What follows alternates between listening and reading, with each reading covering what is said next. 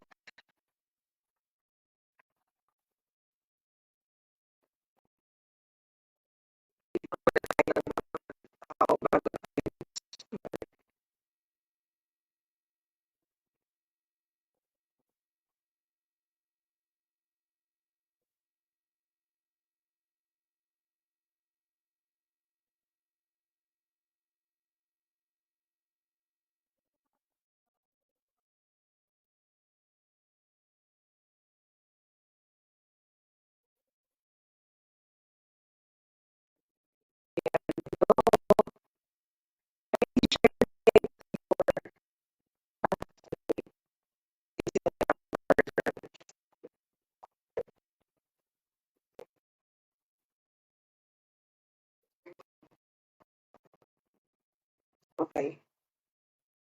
Hi, good evening, good evening. So, ayan, so, um, this is, well, ano ba ngayon? Thursday pa lang ngayon. So, one more day bago matapos ang week na to. So, I hope everyone's energetic and kaya pa, no? Konting hinga pa, konting laban pa. One more day bago mag-end tong week na to. So, I just want to share some good news with you guys kasi meron tayong promotion from One Nurse.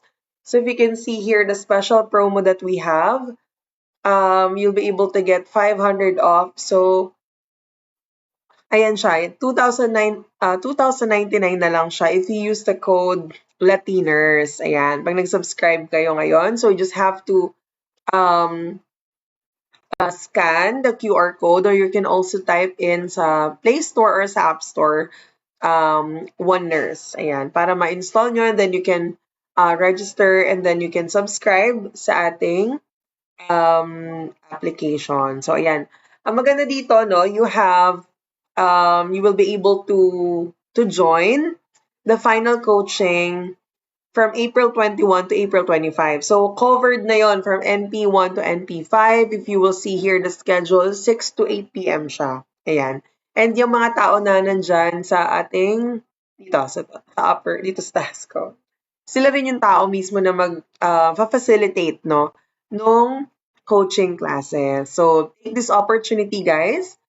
And then, again, hindi na tayo talo dito. This is an investment kasi talagang, well, nalalapit na rin naman ang board, no? And it includes 9,000 quiz cards, 7,000 PNLE practice questions with detailed rationale, 1,500 flashcards, and 40 plus audio-video recorded lectures. So, not bad, diba? It's actually a good deal na, guys. So, if you would like to start establishing your knowledge and all, lalo na napapalapit na yung exam, this is the best tool that can help you, especially yung mga budgetarian, no, yung syempre wala tayong masyadong budget pang enroll sa review center, for example, then this is the best option for you. Okay, so ayan, hello sa ating mga viewers. So we're gonna start with, oh, by the way, I just want to go through sa website, no? If you go to the website, yung onenurse.com, makikita nyo naman yan here. Ayan, yung till end of May 2025, yun, for 2,599. So this is ito yung promotion natin, yung 2,099 na lang, instead of 2,599. So, nakasave na kayo ng 500 pesos. You just have to use the code Latiners. Ayan. And then, ayan, meron din tayong for 6 months, 6 months access. It's the same thing. So, this is also a good package. Depende kung ano yung mag-fit sa inyo. And then, we also have the 12 months para naman sa mga November takers. Okay? So, let's go to One Nurse app.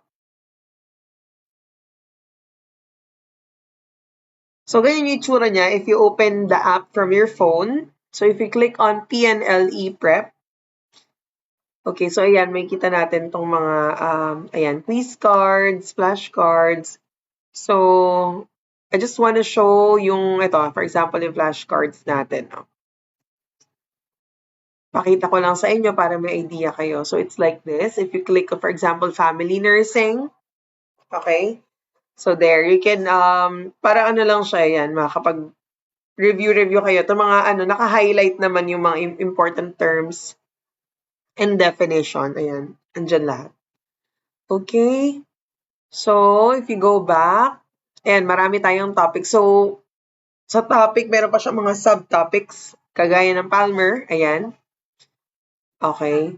So, yan. Gusto ko lang ipakita sa inyo guys yung content mismo nung application. Then if you go to, quiz cards, for example, maternal nursing, no? Easy, go. So, yan. Magkakaroon, parang identification. So, it's like blank is the objective or overt sign of pregnancy. Yan. So, and then reveal, that. Yun yung answer. Okay? Ganyan. Ganyan lang naman siya. And then there's an arrow on the bottom part.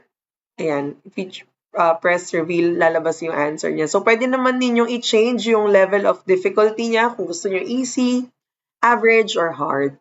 So, there. Okay? Now, ito may mga coaching videos din dito. But for now, we will proceed to the itong PNLE review preparation, the nursing concepts.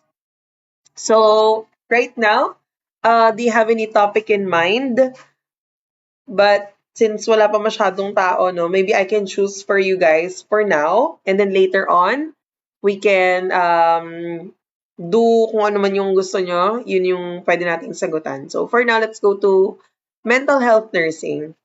Ayan. Okay?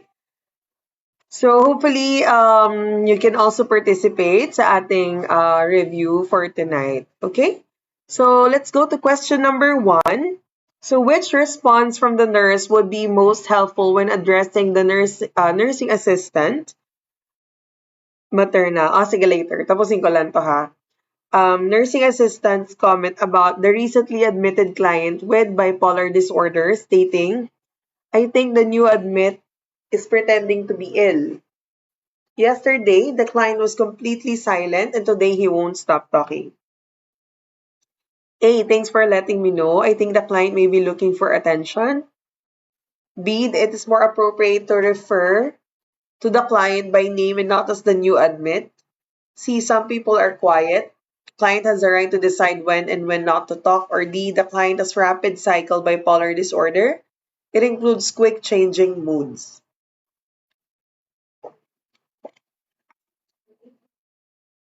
Ayan, what do you think is the answer, guys?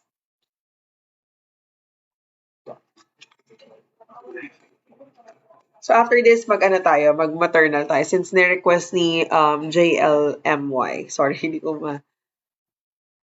Okay, D daw, sabi ni Betsy. So, let's try. Yes, correct. So approximately, one out of every 6 clients diagnosed with bipolar disorder exhibits rapid cycling, which is characterized by rapid shifts in mood. Ayan. So tama si Betsy Retzi. Good job. Okay, next. Yes, guys, you can share the link to your friends, family, share the live para mas marami tayong makuhang insights from other students and from other nurses. Kasi iba, kahit nurse na nagjo-join din sila sa atin. So, which is actually a good thing. Kasi kahit paano nasa-share nila yung kanilang experience at knowledge sa atin.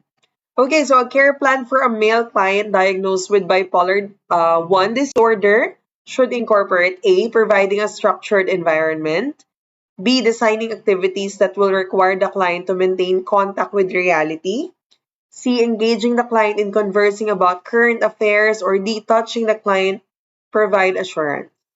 So A daw, sabi ni Alvin. Okay, so let's try that. Correct. Tama si Alvin. So, implementing structure has a tendency to reduce agitation and anxiety and also to enhance the client's sense of security. So yes, correct. Tama rin si Jake. Tama. That's the answer. Next, let's go to question number 3. Okay, which of the following best describes the nursing role when caring for a client with schizoid personality? A, actively engaging the client in numerous social interactions. B, encouraging the client to explore deep emotional issues in group settings. C. Facilitating the client's autonomy while providing a structured environment. Or D. Frequently changing or challenging the client's solitary behavior to promote social skills. Ayan. So, ano sa palagay niyo yung pinakatamang sagot dito? Best describes. Hi, Queenie. So, C daw. Let's try that. C for Charlie. Okay, tama. So, the role of the nurse involves supporting the client's need for independence while offering a structured environment to help them function effectively without forcing social interactions. Yes, most of the answers are letter C. So, tama kayong lahat. Hello sa mga kaka-join lang guys. Don't forget to follow us as well sa ating mga social media accounts sa FB here and TikTok. Okay, and also sa ating YT channel.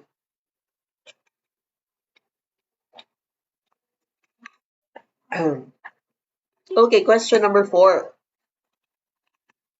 A 15-year-old believes that breaking a rule is acceptable if it benefits someone in need, even if it means facing consequences. Which stage of Kohlberg's moral development theory is this teenager in? A. Obedience and punishment orientation. B. Individualism and exchange. C. Interpersonal relationships. Or D. Social contract and individual rights.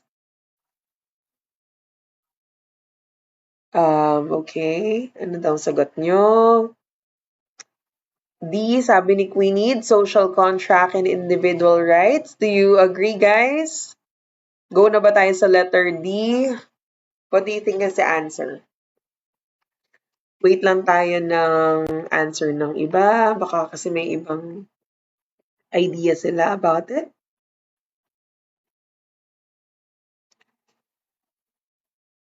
Sige, let's take D for now. So, later sasagot naman kayo.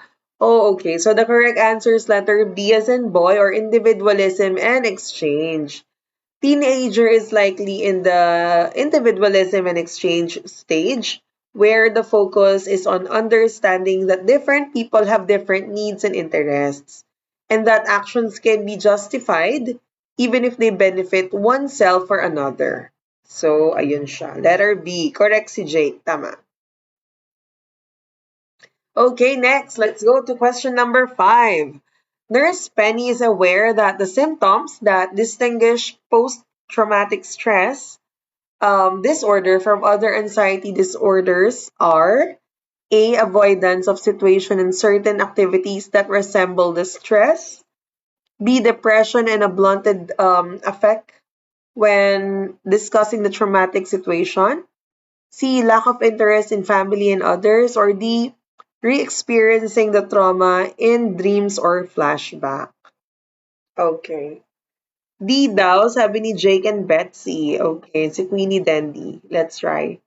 Okay, that's correct. Wawang haba. Okay, so listen to the explanation muna, ha? So, patient diagnosed with anorexia nervosa employs starvation as a means of coping with their anxiety. Expressing and discussing their emotions with the nurse is a healthy and beneficial way of managing their conditions.